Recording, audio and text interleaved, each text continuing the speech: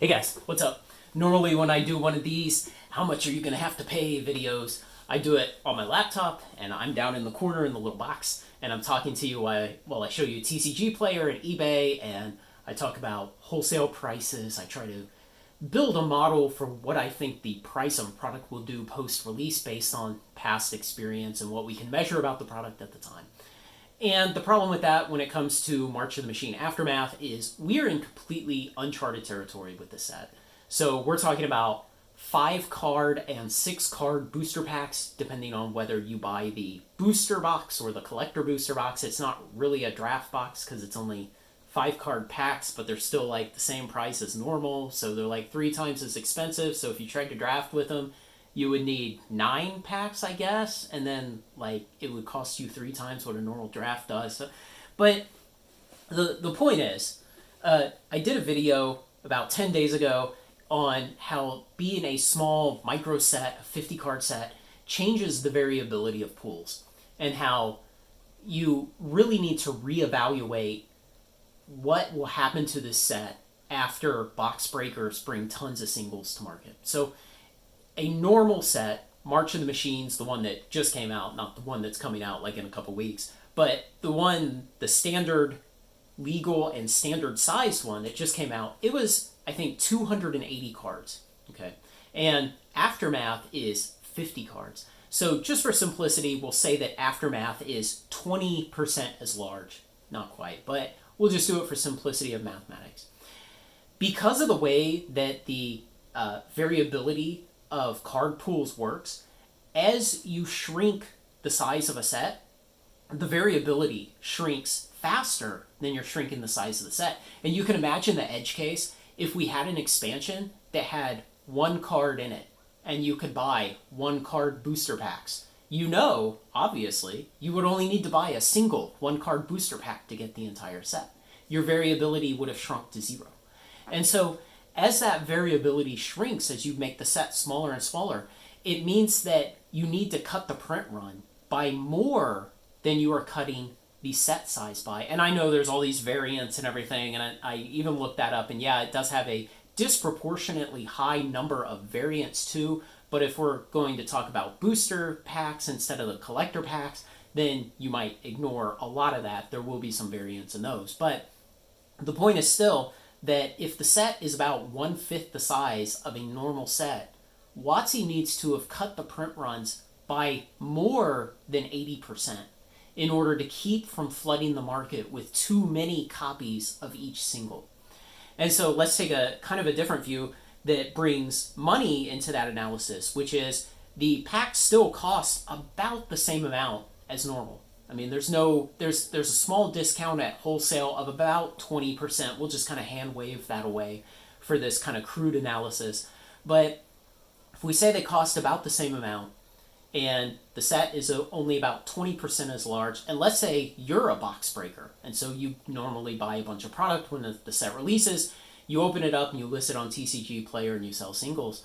And let's say you just kind of blindly go into this and you spend the same amount of money on Aftermath as you normally do acquiring boxes to break into singles of any old standard set. And normally when you get done sorting boxes, you have somewhere around 20 to 40 copies. Let's just say it's 40. 40 copies of normally commons for sale on TCG Player. Well, because these are about the same cost and you only have 20% as many cards in the set, but you're getting only 1/3 as many cards in that equally priced booster pack, you're going to end up with somewhere around 25-30% more copies of every common. Remember, you're getting fewer cards because each one is more expensive. Each card is about 3 times as expensive because the booster pack is equally expensive but contains 1/3 as many cards. And so when you adjust that with the size of the set, you're going to end up with 25-30% more copies of every card than you normally would. But everyone out there will also. The variability will be much shrunk, and there will be way too many copies of every card out there if WotC has not cut the print runs by more than 80%, or if you buy too much product as a box breaker. And the reason that I say this is all very uncharted territory. WotC has never done these kind of tiny packs. It's never done a micro set like this that was just a regular product that they expected people to buy in booster packs. And WotC has the amazing capability of taking things they've been doing for 30 years and royally screwing them up. And so coming into an arena like this, where we're dealing with a micro set, we're dealing with 5 and 6 card packs, there is a very, very wide opportunity for WotC to mess it up. And there's a wide opportunity for individual box breakers to hurt themselves with it, so be careful about that. But basically, I have very little faith in WotC to execute this well. If WotC was a very competent and well-run company, there would still be a lot of risk in this set because of the fact that it's a tiny set in tiny packs and they're expensive. There's a lot of room to crash.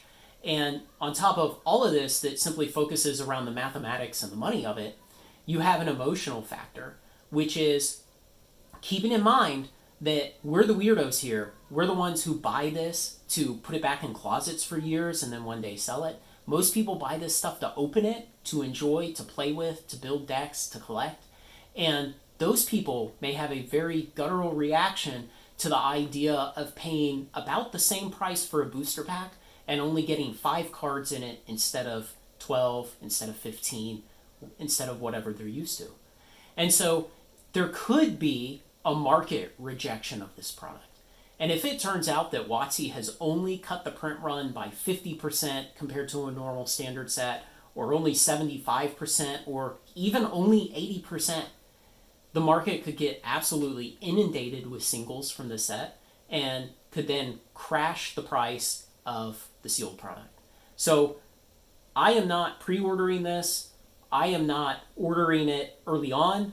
I'm going to wait and see, because it needs to be proven to me that WotC actually had somebody sit down, think about the mathematics of this, work out what should be done, and then convince the people above him to do those things, to make the right choices, to not print too much. And right now I have very little faith in that because of just how difficult of a problem this is, how much uncertainty there is, and how much room for error there is. So tread very carefully if you are pre-ordering this product. Tread very carefully if you are a box breaker. I would cut how much I buy of this by at least 85% on a dollar basis, not on a card basis, on a dollar basis. I would cut it, at least 85%, maybe more.